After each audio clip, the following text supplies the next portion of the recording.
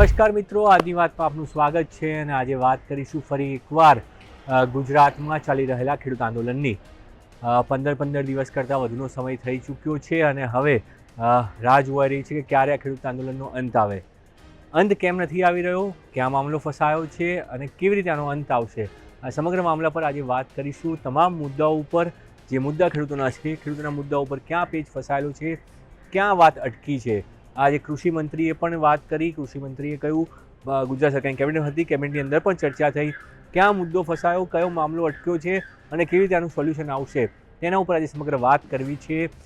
ગુજરાતમાં મોરબીમાં જેતપરમાં ખેડૂતો જે છે અમરનાથ ઉપવાસ આંદોલન કરી રહ્યા છે. લાંબા સમયથી તેમની માંગણી હતી, એ માંગણી લઈને તેઓ આંદોલન કરી રહ્યા છે. જે વીજળીના થાંભલા ખાનગી કંપનીઓ દ્વારા નાખવામાં આવી રહ્યા છે તેની અંદર તેમને યોગ્ય વળતર મળે અને વળતરની માંગ સાથે તેઓ તમામ આંદોલન કરી રહ્યા છે. તેને લઈને છેલ્લા કેટલાક દિવસ, લગભગ એક સપ્તાહ જેવો સમય થઈ ગયો, સરકારમાં બેઠકોનો દોર લગાતાર જારી છે. સતત બેઠકો થઈ રહી છે. મુખ્યમંત્રી કક્ષાએથી આ તમામ વસ્તુઓનું ધ્યાન રાખવામાં આવી રહ્યું છે. જે રીતે પાટીદારોની ધાર્મિક સંસ્થા દ્વારા પણ આની અંદર વચ્ચે પડવામાં આવ્યા અને તેમના દ્વારા પણ એક સમાધાનનો માર્ગ કાઢવાની કોશિશ કરવામાં આવી, પણ ખેડૂતો માન્યા નહીં. તે પ્રકારની વાતો પણ આવી. ખેડૂતોએ પોતાની લેખિત માંગણીઓ કલેક્ટરને આપી અને ત્યારબાદ માંગ કરી કે જ્યાં સુધી લેખિત માંગણીઓ નહીં સ્વીકારાય ત્યાં સુધી સરકાર સાથે વાતચીત નહીં થાય. આ જે વાત હતી તે બાદ પણ સરકાર સતત આ મામલામાં કેવી રીતે ઉકેલ આવે તેના માટે કામ કરી છે. આજે કૃષિમંત્રીએ કહ્યું કે સરકાર ખેડૂતોના હિતમાં નિર્ણય લેવા માટે તૈયાર છે. કેવી રીતે નિર્ણય લેવો, શું કરવું અને તેના માટેની ફોર્મ્યુલા, આ તમામ વસ્તુઓ પર ચર્ચા થઈ ચૂકી છે અને હજુ પણ થઈ રહી છે. ખેડૂત સરકારના મુદ્દે કોઈ રાજનીતિ કરવા નથી માગતી. સરકાર માટે ખેડૂતો રાજનીતિનું માધ્યમ નથી, પણ ખેડૂતો છે અને તેમને યોગ્ય ભાવ મળે તે માટેની તમામ દિશામાં પ્રયાસ થઈ રહ્યા છે. સરકારની તમામ એવી પહેલ છે, એવો કૃષિમંત્રીનો દાવો છે કે સરકાર તમામ પાસાઓ પર નજર કરી રહી છે અને સાથે સમગ્ર રાજ્યમાં એક પોલિસી બને તે પ્રકારની વાત કરવામાં આવી રહી છે. હાલ જે વાત ચાલી રહી છે, સૂત્રોની વાત સાચી માનીએ તો કેવી રીતે આનો ઉકેલ આવશે, શું થશે, આ તમામ મુદ્દાઓ ઉપર જે સત્તાવાર રીતે તો જે નિવેદન છે તેની અંદર ગોળ વાત કરવામાં આવી છે, કારણ કે હજુ સુધી કંઈ કોન્ક્રીટ થયું નથી. ચર્ચાઓ ચાલી રહી છે, પણ એક નીતિ વિષયક નિર્ણય આ ફાઇનલ થયો નથી અને એટલા માટે સરકાર અત્યારે કોઈ જાહેરાત કરી નથી રહી. પણ આ જાહેરાત ગમે ત્યારે થઈ શકે છે. ફાઇનલ મંજૂરીની રાહ જોવાઈ રહી છે. અન્ય રાજ્યોના જે ભાવો છે, મધ્યપ્રદેશ હોય, રાજસ્થાન હોય, હરિયાણા હોય, ત્યાં જે ભાવ ચાલી રહ્યા છે અને ભારત સરકારની જે નીતિ છે તેમાં જે ભાવ મળી રહ્યા છે તે ભાવની વચ્ચેનો કોઈ રસ્તો કાઢવામાં આવી રહ્યો છે, જેની અંદર ખેડૂતોને લગભગ બમણા ભાવ મળે તે પ્રકારની સ્થિતિ અત્યારની સ્થિતિમાં દેખાઈ રહી છે, એવો સૂત્રોનો દાવો છે. પણ આ ફોર્મ્યુલા હજુ સુધી ફાઇનલ થઈ નથી. ફોર્મ્યુલા ફાઇનલ થશે ત્યારબાદ સરકાર તેની જાહેરાત કરશે.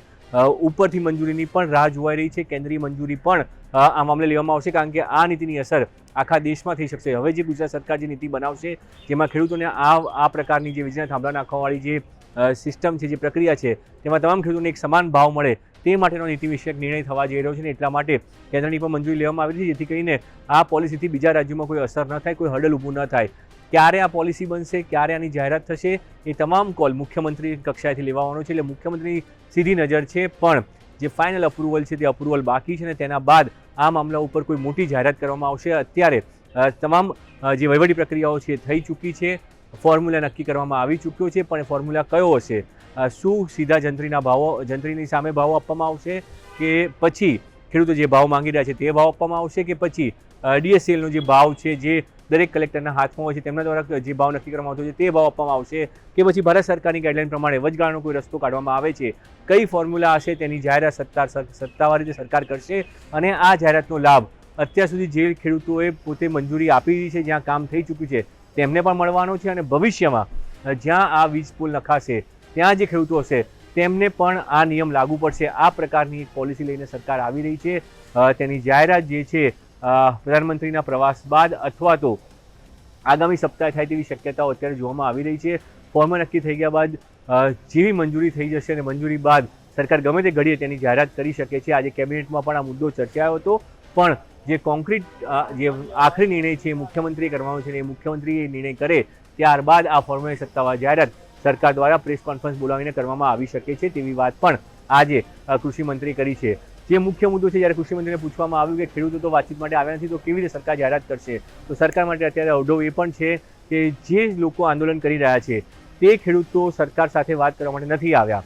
તો આનો રજગાળાનો રસ્તો સરકાર કાઢી રહી છે. ખેડૂત સમિતિઓ સાથે વાતો થઈ રહી છે, ત્યાં જે લોકો આંદોલનમાં બેઠા છે તેમની સાથે વાતો થઈ રહી છે, તેમની સાથે અન્ય માધ્યમો દ્વારા વાતચીત કરવામાં આવી રહી છે અને તેમને મેસેજ પહોંચાડવામાં આવી રહ્યો છે કે સરકાર આ મામલે કોઈ હલ કાઢી રહી છે, આ નિર્ણય કાઢી રહી છે અને આ નિર્ણય જે છે તમામ ખેડૂતોના હિતમાં હશે, તમામ ખેડૂતોને લાભકારી હશે.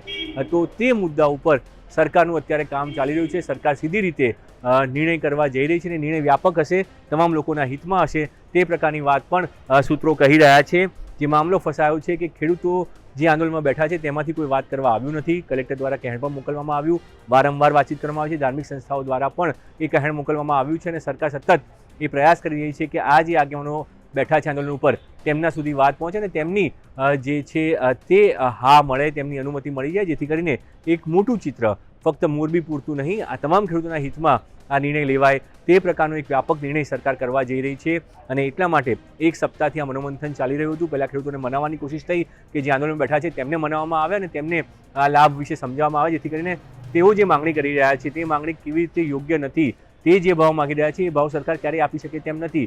તો એનો વચગાળાનો રસ્તો કેવી રીતે નીકળે તે સમજાવવાની કોશિશ ખેડૂતોને થઈ રહી હતી, પણ તેઓ વાતચીત કરવા ન આવ્યા અને એના કારણે એ સમગ્ર પ્રક્રિયા અટકી ગઈ.